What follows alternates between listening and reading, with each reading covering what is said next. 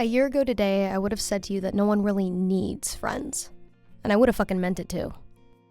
Since becoming an adult, I've had no truly deep friendships that have ever lasted. I once told a therapist that every time I spent time with friends, I would uncontrollably sob. Tears streaming down my face, red and puffy. I felt I was a person who was not meant to make real friendships and didn't deserve friends. Still today, the only person to know that story was that therapist. Until right now. Now I have a different outlook on that 22-year-old version of myself.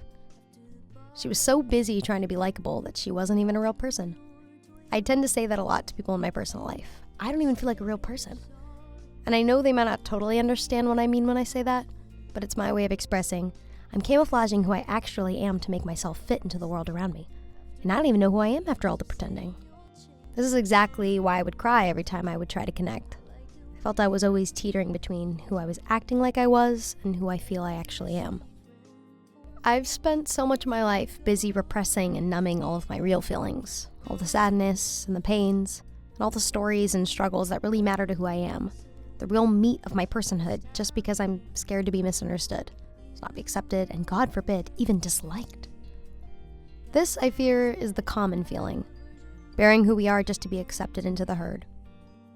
Only recently have I had the steady thought of, hey, wouldn't it be easier to try and relax and learn patience and let yourself take up a little more space? Because truly, everyone deserves to matter enough just to bring their realist version of themselves to the party, even if they're not perfectly neat or tidy. Unless the realist version of you is something really frightening or violent, then maybe table that true version of yourselves in groups. I remember the time I mentioned to my friend Meghan my stance on friendship. I told her friendships didn't really matter to me and how they were overrated. The look on her face was stoic, but I knew she felt the sharpness of the statement.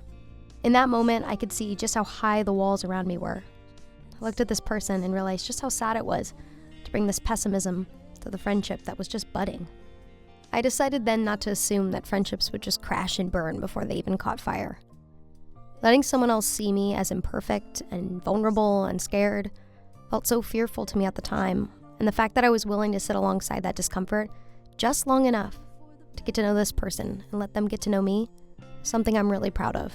I'm so happy to say Meghan is now one of my dearest and closest friends and has been one of the most amazing things to happen to me in my life. You know, I feel bad for that older version of myself because she could have never even imagined what a wonderful friend was waiting for her and what a wonderful friend she's currently learning to be.